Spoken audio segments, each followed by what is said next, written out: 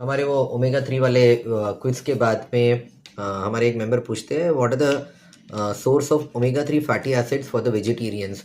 ये बहुत ही expected question था। मैं सोच रहा था कोई इसको पूछेगा कि भाई अगर फिश खाने से इतना बढ़िया एसेंशियल फैटी एसिड मिलता है तो हम वेजिटेरियन लोग क्या करें।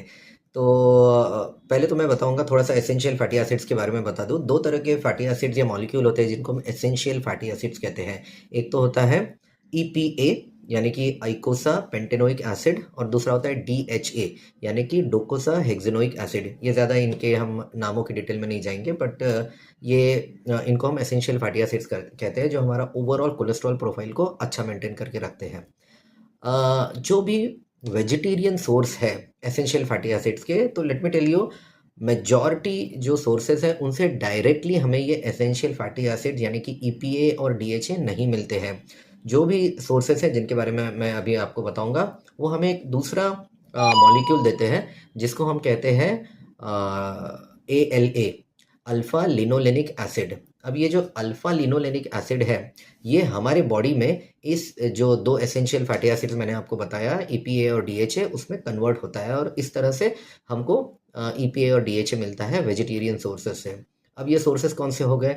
ये सोर्सेज हुए जैसे flax seeds, chia seeds and walnuts. तो ये कॉमनली अवेलेबल सोर्सेज है। और भी कुछ है सोर्सेज, लेकिन ये जो मैंने तीन बताया ये बहुत ही कॉमनली अवेलेबल है, हर जगह हर किसी को मिल जाएंगे। तो इसका आप डेली कंज्यूम कर सकते हो।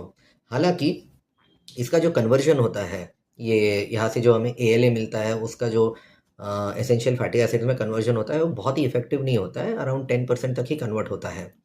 तो इसके बावजूद भी आप बिल्कुल ऐसा मत सोचिए कि भाई सिर्फ नॉनवेज खाने वालों को ही फ़ायदा है in terms of essential fatty acids and cholesterol. ऐसा बिल्कुल नहीं है।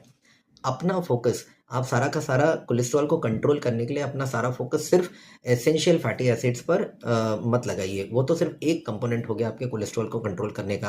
अगर आप बाकी की भी चीज़ें प्रॉपरली करते हो, जैसे कि आप ओवरऑल आपके खाने में ऑयल की क्वांटिटी को कम से कम रखते हो, आप रेगुलर एक्सरसाइज करते हो, कार्डियो एक्सरसाइजेज, और दिन भर भी अच्छी तरह से एक्टिव रहते हैं, खाने में आप ज़्यादा से ज़्यादा अनप्रोसेस्ड फूड लेते हैं जैसे कि फ्रूट्स, सैलड्स, इस तरह की चीज़ें खाते हैं, फाइब्रस फूड ज़्यादा रहता है आपके इसमें, और नट्स में जैसे आप आमंड्स अगर डेली ले रहे हैं, बादाम अगर डेली ले रहे हैं, तो अगर ये सारे भी चीज़ें करेंगे ना तो भी आपके कोलेस्ट्रॉल को कंट्रोल करने में बहुत मदद मिलेगी।